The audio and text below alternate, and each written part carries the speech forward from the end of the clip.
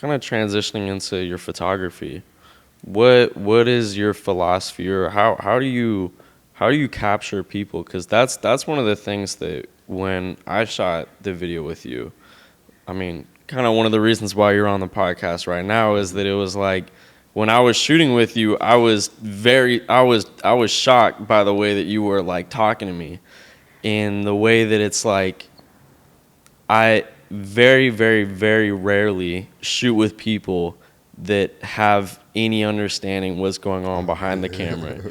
And I was like, I was so thrown off when I was like bringing equipment up and you were like leveling with me on the same kind of playing field of like understanding what I was doing when I was like capturing people. And so I was so shocked, and I was like, oh shit, like I can't bullshit at this video, because like he knows what I'm doing. Yeah, he was telling me that he was like he actually know what he was talking about, because you know there's those people that try to act like they know what they're talking about, and they try to chime in, but at the end of the day they're just kind of like, it's like you take it with a grain of salt, because it's just like, okay, you know, like they're, you know, I can give them something and then they'll give me a feedback, but then they kind of, you know, you understand more than they do, so you just you kind of understand what the dynamic is. Right. One of the things, and then after like I was kind of checking out some more of your photography, I was definitely like, especially the one that I think you posted on, what was it, July 4th with the flag in the background. That was crazy. Like that gave such a strong presence and such a strong vibe. Like I definitely wanted to talk more about how do you capture people, and where do you try to tell like a specific story when you're capturing people, or are you just giving a vibe off of a like what's your reasoning behind how you capture? Damn, like that's a great question. Nobody's really, I don't think, ever asked me that, but I think the vibe that I want to, there's a lot of story behind it, but I think I was sitting there the day before I took that photo, and I was just smoking, listening to the music and shit, just kind of off to the cut, and then I'm looking at this flag, and I'm like, the juxtaposition would be to put a strong black woman in front of the flag. I didn't even realize it was 4th of July. Really? Like, yeah, I just wanted to do the opposite. Yeah. You know what I mean? Right. But I guess that's the essence is finding things that don't fit and trying to make them fit together. Right. So it's not predictable. Yeah. And I think I'm just like a nerd when it comes to like studying. Hold on.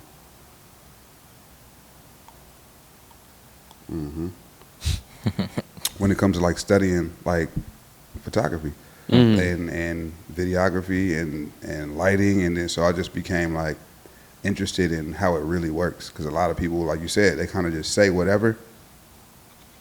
That ain't how this shit works. Like you gotta know what kelvins you gotta set the light at. You gotta know what angle works for certain people. Like, but photography has taught me that. Like my mentor and some of my peers that are just like around my age and my homies, they taught me so much about the real, like how to shoot, how to tell stories with lighting, with the subjects you pick.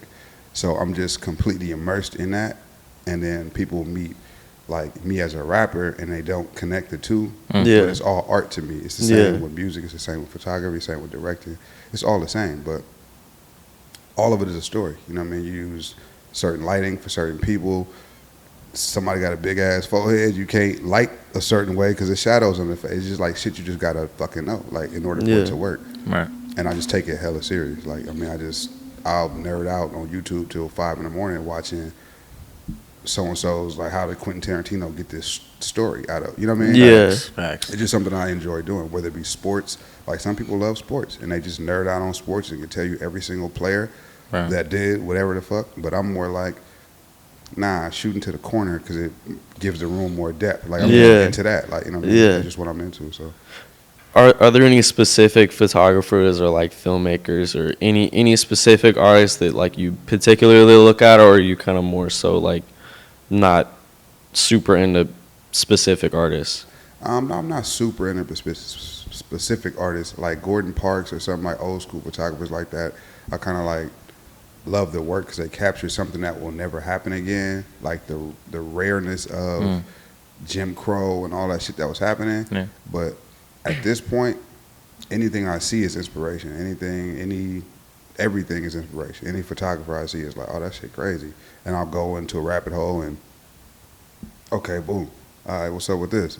All right, boom. Like, you know what I mean? And yeah, everything is inspiration at this point. Is there any like specific, this could also connect back to your music, or like as you're saying that all your art is kind of like interconnected. Is there any like specific story or any one topic in general that you think that throughout your lifetime you just can't get enough of trying to like capture this in an art form? Like I know for me there's specific types of art that will never not be interesting to me. Like I've always been, from like in middle school, I've always been into like really kind of gritty like crime movies, and that was what was like always interesting to me, and then that kind of carried into like how I make art. That's what's interesting to me. Yeah. Is there any like specific interesting topic that you think that is a reoccurring topic in your art? That, enjoying the grit. I also grew up watching that shit and being a part of it and trying to find the beauty in it at the same time. You know what I mean? Watching, I always use this reference, but it was the Juvenile High video, 400 Degrees album and all that shit. So when I watched that for the first time, they were from New Orleans, but it looked like they were from where I'm from in North Richmond. It looked kind of the same. But at that point, I didn't understand the lineage between New Orleans and Richmond and how there was a generational connection. I just thought it was a coincidence that they talked like Richmond, but Richmond was actually talking like New Orleans because their grandparents were from New Orleans. So this whole shit was just happening over my head.